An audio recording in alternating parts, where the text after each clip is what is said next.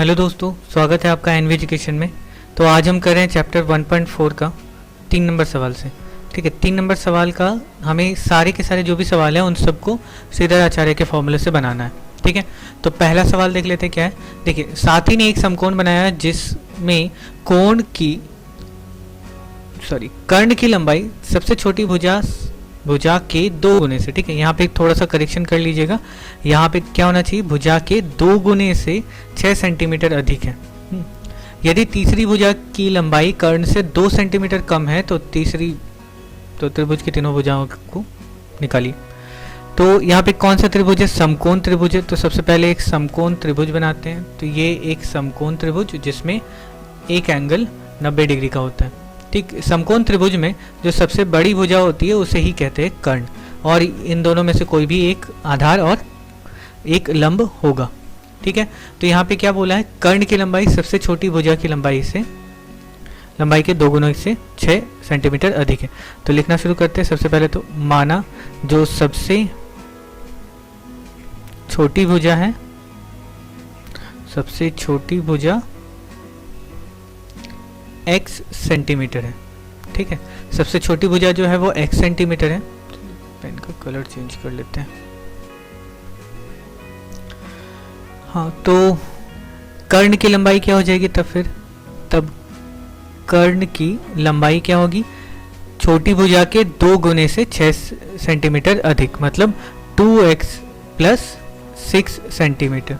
ठीक है, तो और एक तीसरी भुजा की लंबाई क्या है, तो यहाँ पे तीसरी भुजा की लंबाई क्या है, वो कर्ण से 2 सेंटीमीटर कम है, यानी कि 2x प्लस 6 से 2 सेंटीमीटर कम है। ठीक है, तो इसका वैल्यू क्या हो जाएगा, 2x प्लस 4 सेंटीमीटर। तो हमारे पास तीनों भुजाओं की लंबाई निकल गई।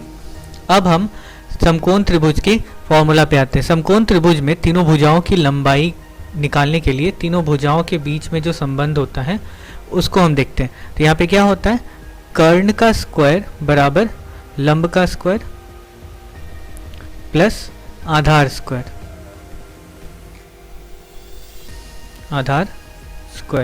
ठीक है, ये रहा फॉर्मूला। अब इसी फॉर्मूले को यूज करके हम इस सवाल को सॉल्व करेंगे। तो यहाँ पे कर्ण की लंबाई बराबर क्या दिया हुआ है, 2x प्लस 6 इसका होल स्क्वायर बराबर लंब क्या है, लंब है कोई भी एक को मान लेते हैं। ठीक है, x मान लिया, और आधार जो है वो, अच्छा यहाँ पे x स्क्वायर लंब का स्क्वायर और ये 2x प्लस 4 होल स्क्वायर। ठीक है, अब बस इसको सॉल्व करना है। सॉल्व करके एक द्विघात समीकरण हमें बनाना है जिसे हम श्रीधर आचार्य के फॉर्मूला से सॉल्व करेंगे। ठीक, तो यहाँ पे a प्लस बी का होल स्क्वायर दिख रहा है, तो यहाँ पे 2x square plus 2 into 2x into 6 plus 6 square equal to x square, और यहाँ पे क्या हो जाएगा 2x whole square plus 2x into 2 into 2x into 4 plus 4 square. इसको करते हैं सॉल्व, तो ये 4x स्क्वायर प्लस 4 चौक 24 x और यहाँ पे प्लस 36 बराबर ये हो जाएगा x square plus 4x square plus 4 चौक 16 x प्लस 4 का स्क्वायर 16। अब देखिए यहाँ पे ये कितना बनाता है, 5x स्क्वायर बनाता है। ठीक है, तो हम एक काम करते हैं, हम इस पूरे यहाँ पे जितना भी है सबको इस तरफ लेके चले जाते हैं, क्योंकि यहाँ पे 5x स्क्वायर बनता है। तो हमें हमेशा x स्क्वायर वाले टर्म को ना पॉजिटिव रखना ज़रूरी होता है। ठीक है, तो पॉजिटिव रखते हुए हम लोग करते हैं। तो ये हो जाएगा क्या, उस तरफ वाला हम लिख रहे हैं, इस तरह ये वाला लिख रहे हैं। तो 5x square plus 16x plus 16, और ये सब जाएगा उस तरफ, तो क्या हो जाएगा minus 4x square minus 24x minus 36 equal to 0।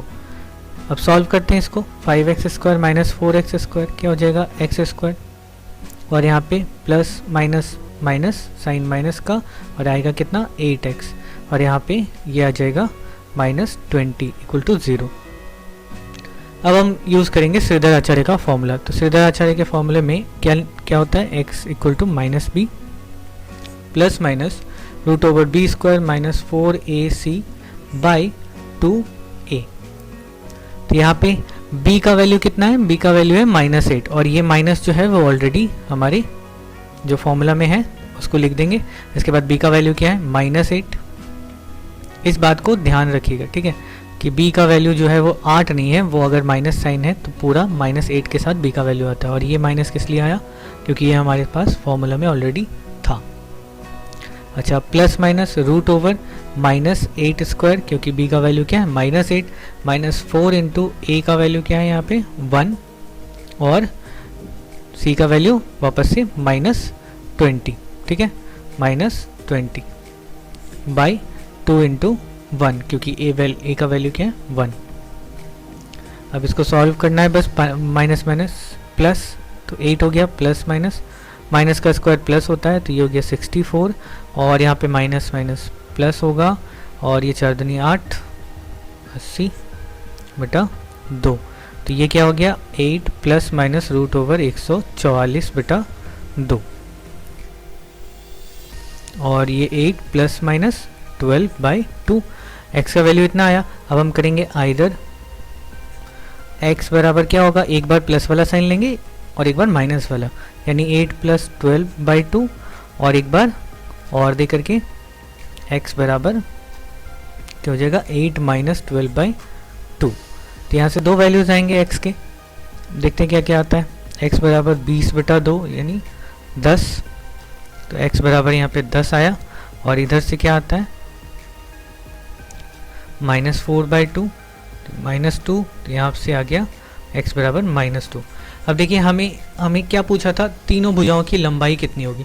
तो लंबाई जाहिर सी बात है कोई माइनस का वैल्यू होगा नहीं, ठीक है, तो क्या होगी, जो प्लस का वैल्यू है वही होगा, ठीक है। तो ये होगा हमारा सबसे छोटी भुजा। तो समकोण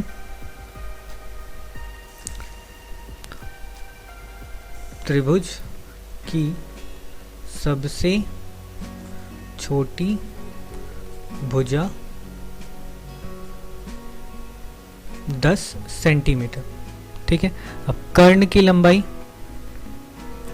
लंबाई कितना था 2x प्लस 6 यानी 2 गुना 10 प्लस 6, तो 10 दूनी 20 और 6 26 सेंटीमीटर।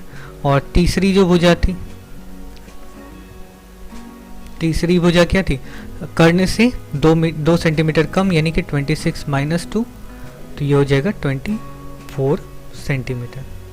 ये आंसर और ये आंसर, ओके। चलिए अब करते हैं अगला सवाल। 2 नंबर, यदि 2 अंकों की एक धनात्मक संख्या को उसके इकाई के अंक से गुना करने से गुणनफल 189 हो तो दहाई का अंक इकाई के अंक का 2 गुना है, तब इकाई के अंक को पता कीजिए। तो यहाँ पर धनात्मक संख्या है एक, ठीक है, इकाई का अंक और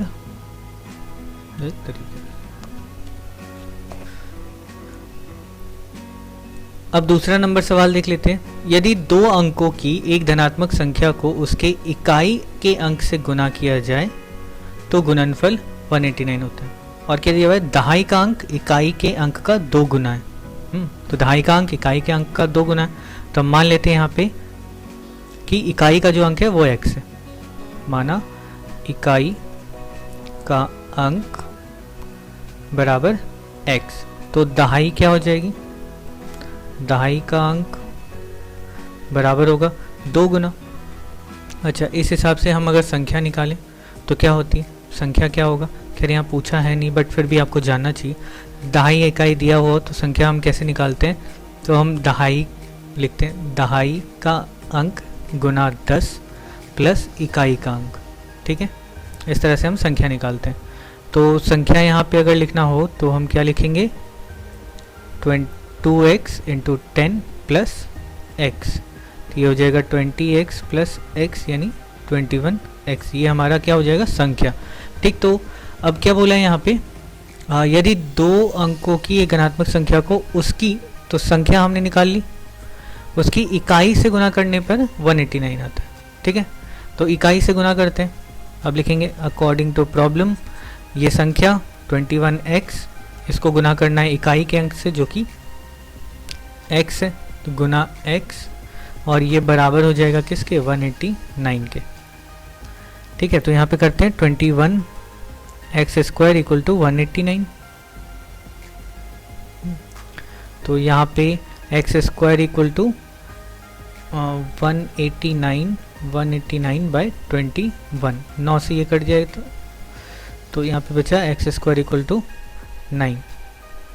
ओके, तो हम यहाँ पे अब क्या करेंगे, ये x² माइनस 9 इक्वल टू 0 ऐसे कर लेंगे। ओके, अब हम इसको क्या करेंगे ना, गुणनखंड से करेंगे। गुणनखंड यानी कि यहाँ पे देखिए क्या है, x² है और ये 3 का स्क्वायर इक्वल टू 0, यानी यहाँ पर a² माइनस b² का फॉर्मूला है। तो इससे क्या होगा, x प्लस 3 और x माइनस 3 इक्वल टू 0 ये होगा।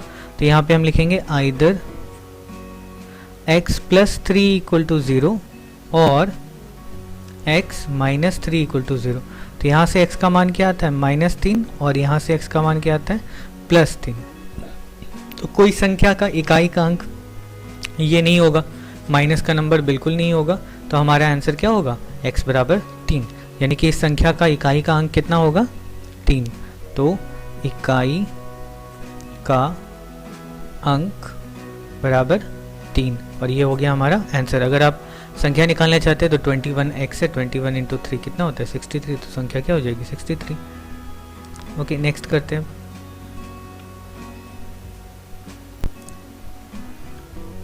तीसरे नंबर में देखिए क्या लिखा हुआ है, सलमा का वेग अनिक के वेग से 1 मीटर प्रति सेकंड अधिक है।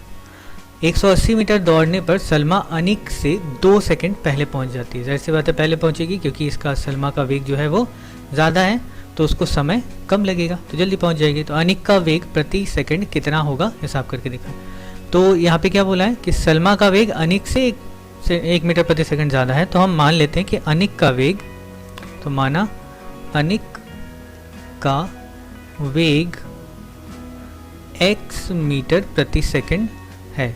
ठीक है, अनिक का वेग x मीटर प्रति सेकंड है, तो सलमा का वेग कितना हो जाएगा, तो सलमा का वेग होगा x प्लस 1 मीटर पर सेकंड। ठीक है, क्योंकि 1 मीटर पर सेकंड ज़्यादा है। अच्छा, अब यहाँ पे देखिए क्या होता है, दोनों को दूरी कितना दूर दौड़ना है, 180 मीटर। तो दूरी की क्या है दोनों के लिए, 180 मीटर। अब दोनों को समय लग रहा है, कुछ दोनों को समय लग रहा है, और उस समय का अंतर दिया हुआ है 2 सेकंड। अंतर कैसे, कि सलमा को अनिक से 2 सेकंड कम लगता है। मतलब अनिक को समय ज़्यादा लगता है और सलमा को कम लगता है, तो समय का अंतर दिया हुआ है 2 सेकंड का। तो चलिए हम इसी का इस्तेमाल करते हैं। तो हम अब समय निकालते हैं कि अनिक को कितना समय लगेगा। तो अनिक को लगा समय, कितना समय लगेगा। वैसे हम आई होप आप जानते होंगे क्या होता है, वेग बराबर दूरी बटा समय।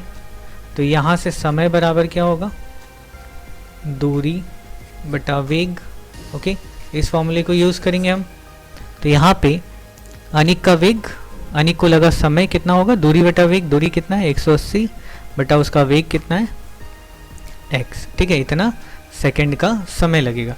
अनिक को इतना लगेगा, सलमा को कितना लगेगा, तो सलमा को लगा समय बराबर, इसको भी दूर उतना ही जाना है, बस इसका वेग क्या है, 1 मीटर पर सेकंड ज़्यादा है, तो इतना समय इसको लगेगा।